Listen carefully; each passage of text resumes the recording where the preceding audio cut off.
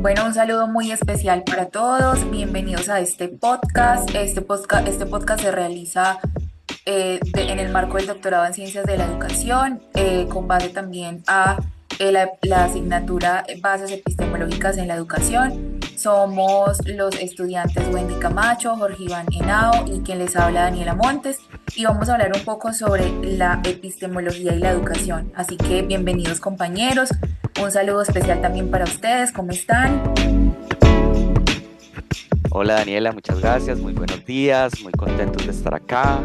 Chévere compartir con todos los compañeros sobre lo que es la filosofía y la epistemología en educación. Y bueno, bienvenida también Wendy. Hola Daniela y hola Jorge, bueno, súper contentos de poder acá como integrar nuestros conocimientos y revisar todo lo visto en esta asignatura y pues esperar que nuestros compañeros les agrade este podcast y puedan también aprender mucho al igual que nosotros. Claro que sí, qué bueno también pues saludarlos y como decían poder compartir un poco nuestra percepción respecto a la epistemología, la filosofía y la educación. Entonces los invito a que hablemos un poco sobre precisamente esa relación que existe entre la filosofía y la educación, entendiendo también que pues hay un avance en las investigaciones y que eso de alguna manera ha puesto en evidencia lo que la importancia de la filosofía y cuántas son las contribuciones que ha tenido la filosofía en el desarrollo de estrategias o en la posibilidad de tener, digamos, un crecimiento, un avance en las prácticas educativas y en el conocimiento como tal. Entonces, hablemos un poco sobre eso. ¿Qué piensan ustedes sobre la relación que existe entre la filosofía y la educación?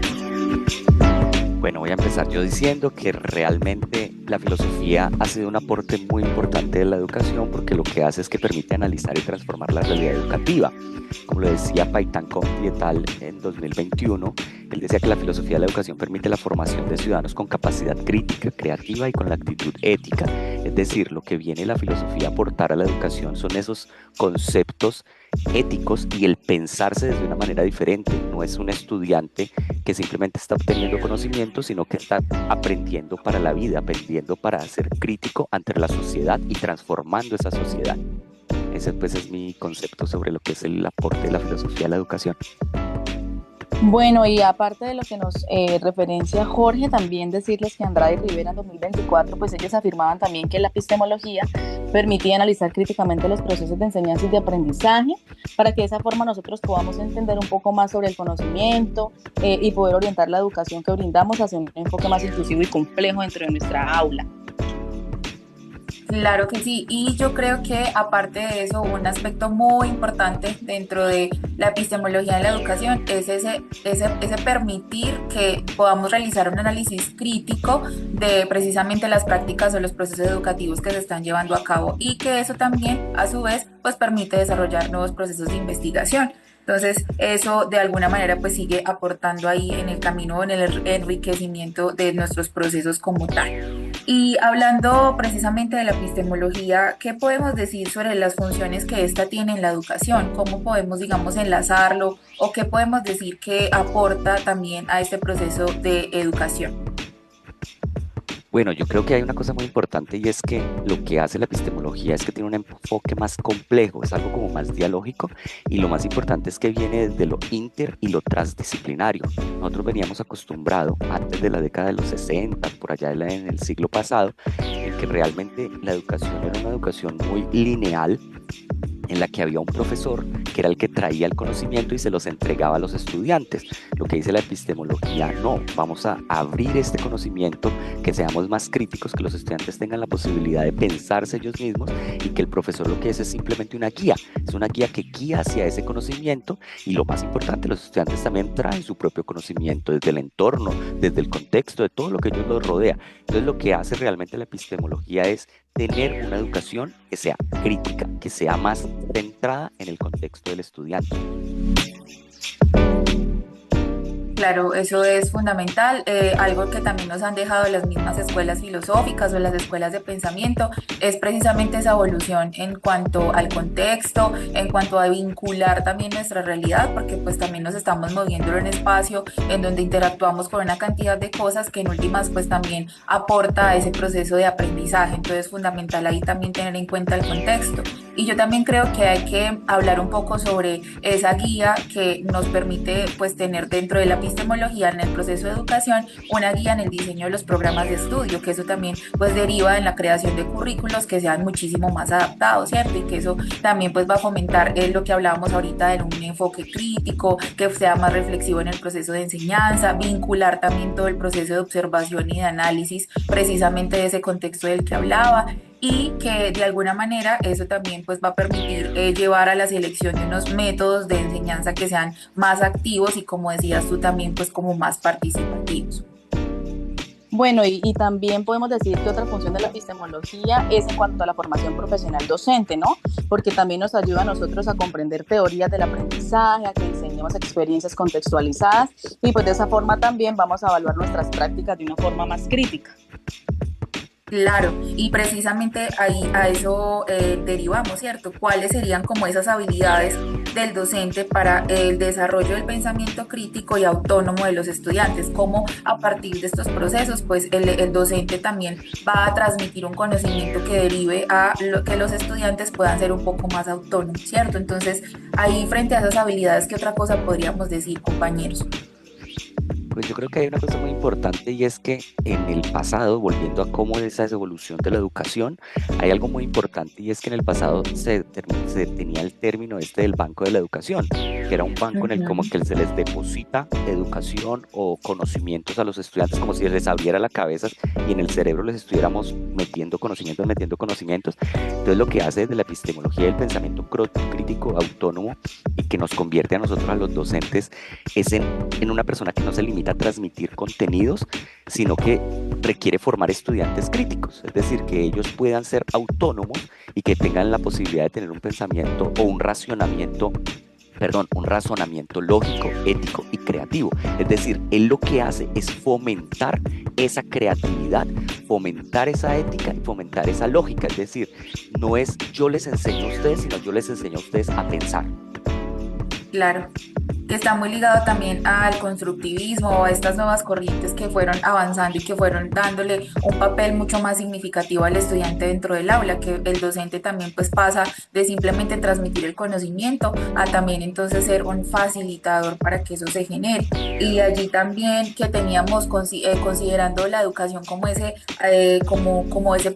organismo de poder y control, que de alguna manera también veíamos con otros autores en otras unidades de trabajo, donde pues también decían que eso también termina teniendo un impacto social. Entonces de ahí también la importancia de que en los procesos educativos también digamos, trabajen otras habilidades como precisamente el pensamiento crítico para que ese proceso de educación y conocimiento pues derive en una persona que va a estar formada para también enfrentarse a las realidades sociales, que eso también es importante. Entonces, finalmente, las habilidades del docente pues tienen que también estar muy fortalecidas y muy relacionadas con ese aspecto de formar no solamente en conocimiento, sino también en el desarrollo de otras habilidades que van a ser súper importantes para la sociedad en general.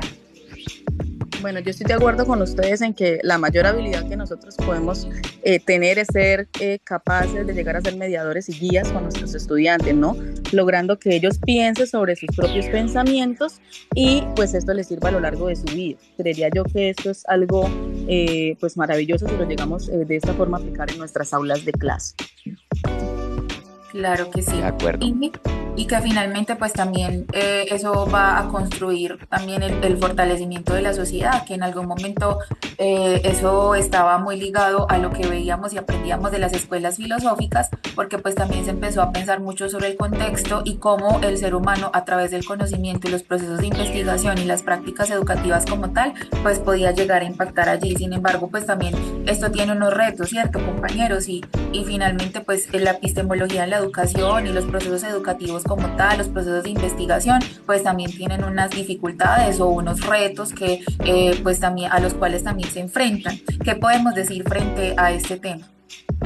Pues yo creo que podemos empezar precisamente por lo que veníamos hablando, lo que comentaba ahora Wendy, que nosotros tenemos que ser guías. Entonces yo creo que el primer reto es que nosotros los docentes y en general la educación nos cuestionemos esos métodos tradicionales de enseñanza Eso es primordial para que nosotros podamos empezar a cambiar esas posibilidades y tener estar más abiertos a nuevas posibilidades de enseñanza. Por otro lado, también están las brechas digitales, los problemas educativos actuales con enfoques que tenemos que pensar en un enfoque más que vaya hacia la equidad, la inclusión, la participación social, hacer políticas educativas, es decir, todavía hay mucho por hacer, que tenemos que hacer cambios en la educación. Ahí creo que ustedes pueden complementar mucho mejor.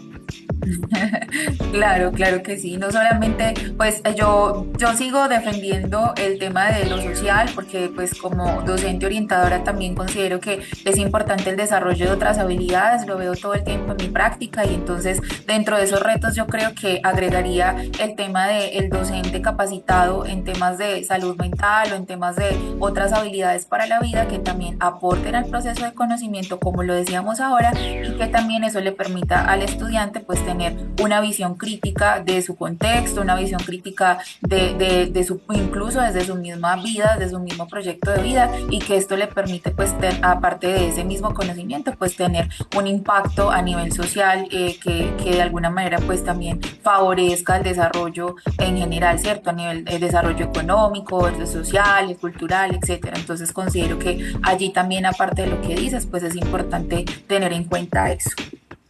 Bueno, dentro de los retos y desafíos me pareció súper importante el artículo de Andrade y Rivera que mencionaba pues, muchas cosas, pero entre esas dos importantes. Uno de los retos serían los currículos descontextualizados, porque pues la falta de pertenencia social y cultural en los contenidos afecta la inclusión y la equidad educativa, ¿sí? Y por otro lado, las desigualdades socioeconómicas y culturales, porque pues la epidemiología puede llegar a ayudar y analizar críticamente cómo las estructuras educativas pueden llegar a reducir estas inequidades.